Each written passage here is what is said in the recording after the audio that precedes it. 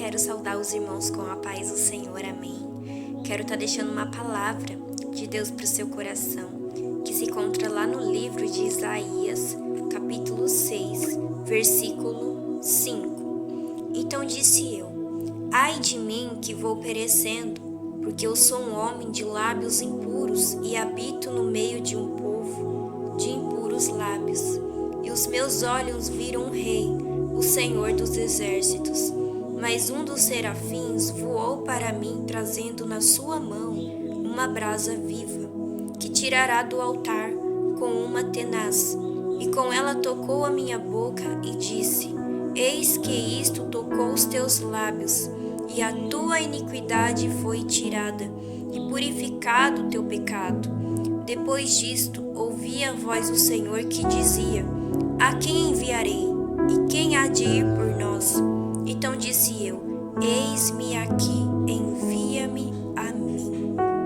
Amém. Essa palavra é uma palavra muito conhecida. A gente sabe que nesse capítulo é o capítulo onde Deus ele chama o profeta Isaías para uma grande missão. Só que antes do Senhor falar com Isaías, ele vê uma visão muito linda, a qual os anjos cantavam santo, santo, santo, santo. E isso foi algo que deixou Isaías um pouco assustado, porque ele viu a glória do Senhor. E o Senhor, ele vê que Isaías ficou com medo, e Isaías ele começa a dizer que ele é um homem de impuros lábios. Ele começa a se confessar diante do Senhor, ele começa a se render diante dos pés do Senhor. E o mais interessante é que quando Isaías ele fala isso, o anjo ele desce com uma tenaz, uma brasa de fogo, e coloca sobre os lábios dele. E os lábios dele é purificado e a iniquidade é tirada dele. E quando Isaías ele é purificado, a iniquidade é tirada dele, ele começa a pregar as boas novas, ele começa a pregar o verdadeiro evangelho. E o que mais Deus tem falado no meu coração é que quando eu e você nos rendemos nos pés dele, que quando eu e você nos colocamos na posição para fazer a vontade dele, quando Deus ele nos purifica de dentro para fora, eu e você não temos mais desculpa para fazer a obra do Senhor, porque os nossos pecados foram todos perdoados por ele na cruz do Calvário. E o mais interessante, irmãos, é que Isaías ele foi purificado, ele foi perdoado e ele foi pregar o evangelho. E eu fico imaginando o testemunho de Isaías. Eu fico imaginando quando ele começa a pregar o verdadeiro evangelho para aquelas pessoas, porque ele foi um grande profeta na presença do Senhor.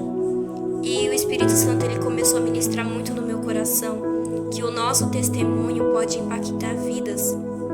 Eu não sei da onde que Deus te tirou, eu não sei o seu testemunho, mas o nosso testemunho pode impactar vidas.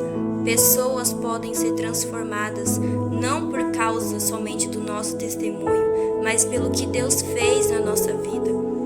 Pela transformação que Deus fez, Deus pode transformar vidas através do nosso testemunho. Então não deixe de compartilhar o seu testemunho, porque o seu testemunho pode impactar vidas. O seu testemunho pode ganhar almas para o Senhor. Então, se você já se rendeu aos pés do Senhor, se você já se sentiu humilhado, maltratado quando você estava no mundo e você veio para a presença dele, você viu a graça de Deus, você sentiu a graça de Deus. E o mais importante é que quando eu e você sentimos esse amor de Deus pela nossa vida, a gente não pode deixar só pra gente o verdadeiro encontro que a gente teve com Deus.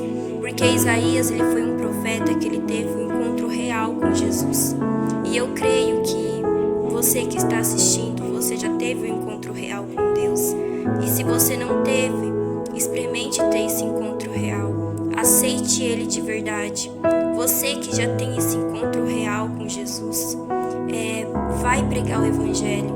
Não deixe de falar de Jesus para as pessoas. Não deixe de falar o seu testemunho de vida. Muitas das vezes as pessoas falam: mas Carol, a gente não precisa apenas ficar falando do nosso testemunho, porque a gente prega com a nossa nossa vida. Sim, a gente prega sim com a nossa vida, mas as pessoas também precisam ser alimentadas da palavra de Deus.